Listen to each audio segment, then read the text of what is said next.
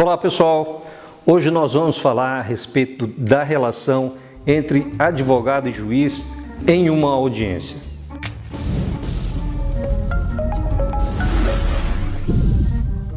Esse é o Dicas de Ouro da Advocacia, eu sou Marcelo de Carvalho Santos.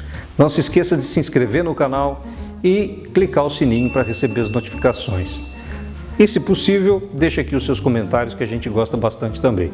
Como eu ia dizendo, então, hoje nós vamos falar a respeito do relacionamento entre o juiz e o advogado e o juiz em audiência. Então, a primeira questão que você tem que levar em consideração é o fator tempo. Tempo! Valendo! Todo mundo que está num fórum trabalhista está preocupado com o tempo. Os advogados estão preocupados em fazer logo suas audiências para ir para os seus escritórios para terminarem os seus prazos. O juiz tem 10, tem 20 audiências na pauta. O juiz mais comprometido com o trabalho quer que as audiências fluam, que o tempo passe para que ele possa continuar trabalhando e fazendo os trabalhos dele de gabinete. O juiz mais preguiçoso, ele quer que as audiências acabem logo para ele ir embora para casa. Eu estou sentindo uma treta! Não estou querendo dizer com isso que os juízes são preguiçosos. O que eu quero dizer é que tem juízes que são preguiçosos, assim como tem advogados que são preguiçosos, tem advogados que são mais comprometidos, tem professores, tem jornalistas, enfim, são seres humanos e isso acontece. Então os juízes querem que as audiências fluam, andem rápido. Então qual é o primeiro conselho que eu dou para você? Antes de ir para uma audiência, estude o processo. Estude o processo. Veja quais são os pontos controvertidos. Porque muitas vezes, gente, eu vejo em audiências os advogados, tanto do reclamante quanto do reclamado, sentarem na mesa de audiência, o juiz perguntar quais são os pontos controvertidos e os advogados não saberem dizer. E o próprio juiz ter que dizer. Quando, na verdade, você, advogado, tem que conhecer o processo melhor do que o juiz. Então, a primeira questão é essa: estude o processo, saiba quais são os pontos controvertidos, conheça os princípios que norteiam o ônus da prova no processo trabalhista. Por exemplo, eu canso de ver advogados fazendo prova contra ele mesmo.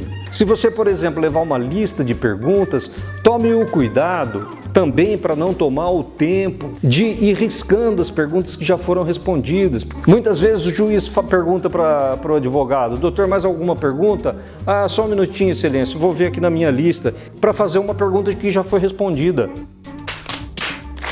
Isso não é bom para o advogado, não é bom para o juiz, não é bom para o advogado da outra parte, não é bom para ninguém. A mesma coisa a testemunha, você ouviu uma testemunha, provou todos os fatos que você precisava, você não precisa ouvir uma segunda testemunha para falar a respeito dos mesmos fatos. Principalmente porque, se você fizer isso, você corre um grande risco de ferrar com tudo. Por quê? Porque existe um grande risco, e essa é a chamada maldição da segunda testemunha.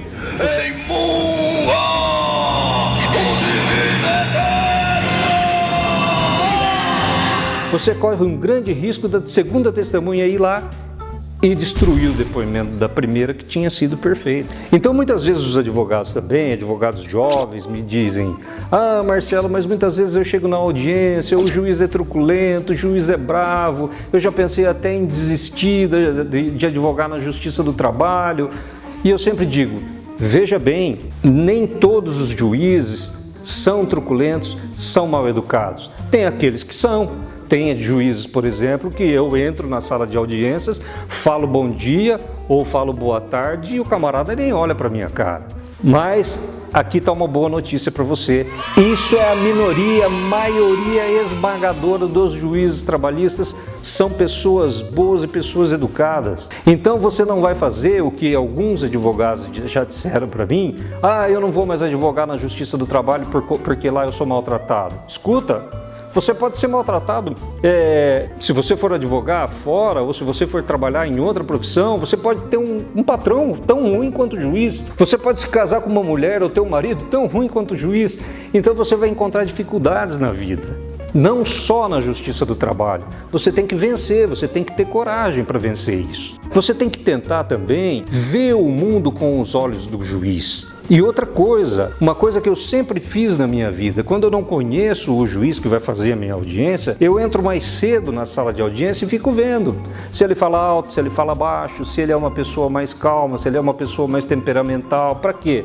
Para eu já estar preparado para lidar com a audiência, para que com isso eu consiga fazer que a audiência flua e sempre estando preparado para a audiência. Tem muito advogado audiencista que pega o processo para fazer a audiência meia hora antes da audiência, não lê a defesa, não sabe nem o que está acontecendo, não lê a petição inicial, não sabe nem o que está acontecendo, quando na verdade o advogado, repito, já falei isso, vou falar de novo, o advogado tem que conhecer o processo melhor do que o juiz. Então, gente, só para terminar, eu vou repetir o que eu falei lá no começo. Tenham como premissa que o fator tempo é muito importante para todos os envolvidos numa audiência. É isso que eu tinha que dizer por hoje. Um grande abraço.